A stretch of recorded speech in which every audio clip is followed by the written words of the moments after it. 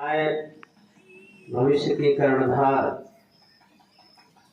इनको भी नमन करते हुए चूंकि ईश्वर की मूर्तियां हैं और इन्हीं के भरोसे समाज, संसार, देश और राष्ट्र टिका हुआ है।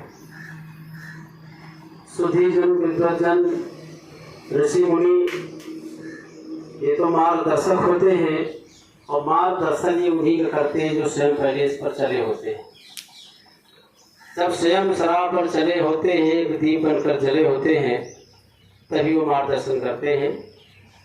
तो आइए कुछ, जैसा कि पिछले सप्ताह में एक दायित्व दिया गया था कि बच्चों के संस्कार पर कुछ आपको बोलना है, तो कुछ पंक्तियां संजोने का प्रयास किया है, तो आप तक पहुंचाने का प्रयास कर रहा हूं। हो सकता है कुछ पंक्तियां त्रुटिपूर्ण हो, उसके लिए पहले से क्षमा प्रार्थी। अभी रास्ते जब मैं आ रहा था, रास्ते में कुछ चिंतन मनन हो रहा था, तो कुछ पंक्तियां रास्ते में आई हैं कि सब कुछ ये माया नहीं है, कि सब कुछ ये माया नहीं है, सब कुछ ये काया नहीं है, धूप भी बहुत कुछ है, सब कुछ ये छाया नहीं है। यानी प्रकृति ने जो कुछ हमें दिया है, इस पर बहुत चिंतन मनन करना है। बहुत लोग माया पर ही आसक्त हो जाते हो, माया को ही सब कुछ मान लेते हैं, इस काया को सब कुछ मान लेते हैं, जबकि सबको पता है कि काया ये नश्वर है।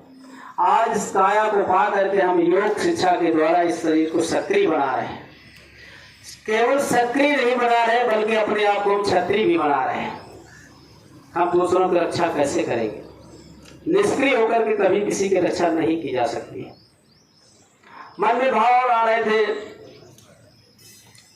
कि इंसान इंसान को गर उठा दे, इंसान इंसान को गर उठा दे, साधन उसे भी गर सब जुटा दे, साधन उसे भी गर सब जुटा दे, वो भी आसमान छू सकता है, वो भी आसमान छू सकता है, गर प्यार से प्यार को लुटा दे, गर प्यार से प्यार को लुटा दे।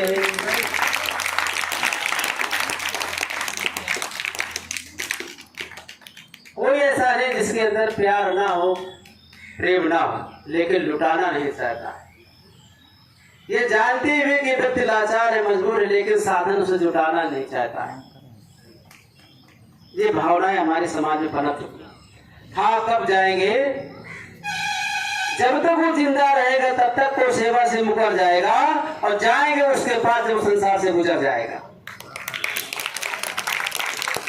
तब 100-200 की संख्या में पहुंच जाएंगे, सूचना पाते। लेकिन वो भी सूचना थी को व्यक्ति 3 दिन से बीमार पड़ा चारपाई में, तब कोई नहीं गया वक्त निकाल कर, तब किसी के पास समय नहीं था, तब किसी के पास एक भी कौड़ी नहीं थी। लेकिन जब संसार से विदा हो जाएगा, जुदा हो जाएगा, तब ये पूरा समाज जाकर के वहां इकट्ठा हो जाएगा, तब वो सहयोग भी करने को तैयार हो। बताइए, जो कुछ भी इनके अंतिम संस्कार में, 13वीं संस्कार में लगे, तो बताइए हम मदद करेंगे, हमसे ले लीजिएगा। शायद ये मानवीय संवेदना पहले जग गई होती कि बीमार पड़ा है 3 दिन से, दवा के अभाव में, इलाज के अभाव में, पैसे के अभाव में, अर्थ के अभाव में, नहीं, इस समय हम इसकी थोड़ी थोड़ी मदद करते तो शायद संसार इतनी जल्दी नहीं छोड़ता। तो ऐसी मानवीय संवेदना हमारे समाज से क्यों हट रही है? इसलिए कि हम अच्छे लोगों के पास बैठना, जाना, आना, उनके साथ संगति करना बंद कर दिया है। अच्छे पवित्र स्थलों में, ऐसे पवित्र स्थलों में आना बंद कर दिया है। पूजा भक्ति से विमुख हो रहे हैं। थोड़ा सा शरीर बलिष्ठ हुआ, अहंकार आ गया। लंबाई में पिताजी से बड़े हो गए, जब देखा कि हमारी तो लंबाई ज्यादा है, पिताजी तो भी नाटे हैं, तो पिता तो हमारे छोटे हो गए, हम तो पिताजी से बड़े हो गए, स्वभाव से भी कड़े हो गए। ये भूल गए कि पिता पिता रहता है, उसको कभी लंबाई से नहीं नापा जा सकता, उसको कभी उसकी कभी दिल की गहराई से नहीं नापा जा सकता। पिता पिता होता है, गुरु गुरु होता है।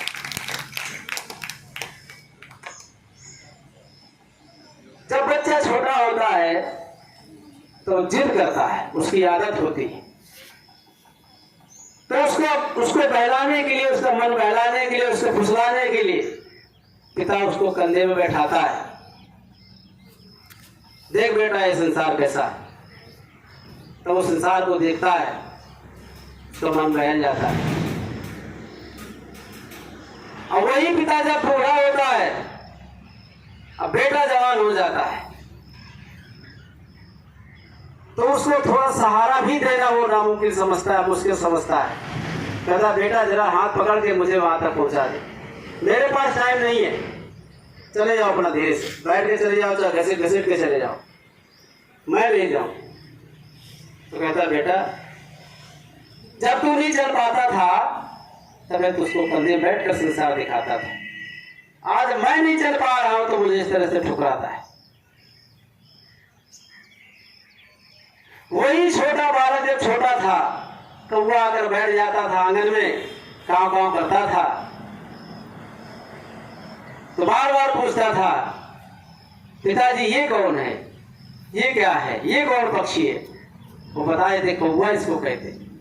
थोड़ी देर बाद फिर पूछता था पिताजी ये क्या है, ये कौन है, ये कौवा है। 10 बार पूछता था, एक बार भी नहीं कहता था कि ये कौवा नहीं है। उसी भाव से पिता उत्तर देता था। वही जब पिता बूढ़ा हो जाता है, बेटा जवान हो जाता है, तब पिता पूछता है बेटा ये कौन है, ये क्या है। तो बेटा झुंझला कर बोलता है बता दो दिया, कितनी बार बता दे, 10 बार बता दिया, बार बार वही पूछते हो, बार बार वही पूछते हो, बता दो दिया कितनी बार, वही तो है जो अभी बता दिया हमने, अभी बताया। तो पिता कहता है बेटा झुंझला कर क्यों बता रहे हो, अरे कैसे ना बताए, इतनी बार बताए तो समझ नहीं आता।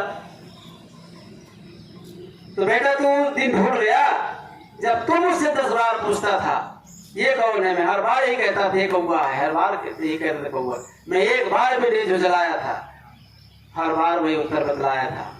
और आज तुम मुझसे 2-4 बार पूछने पर ही झुंझला रहा है। ये संस्कार कहां से कहां जा रहे हैं। कुछ पंक्तियां संजोने का प्रयास किया था। तो पहले तो मैं बता दूं अपने इधर में स्वामी जी के सामने, महंत सामने कुछ भी नहीं हूं, वही है कि एक सूरज के आगे दिया दिखाने की तरह हूं मैं। तो मैंने कल्पना की, विचार किया कि संस्कार शब्द जो आता है तो मुझे लगता है कि संघ का मतलब संसार और कार्य का मतलब कार्य, यानी संसार में वो कार्य किए जाए जो पसंद, सबको पसंद आना चाहिए, तो सबको पसंद होना चाहिए, और जो ना पसंद आए उनको आज से ही बंद होना चाहिए। संस्कार का मतलब ये होता है जहां तक मैं समझ पाया।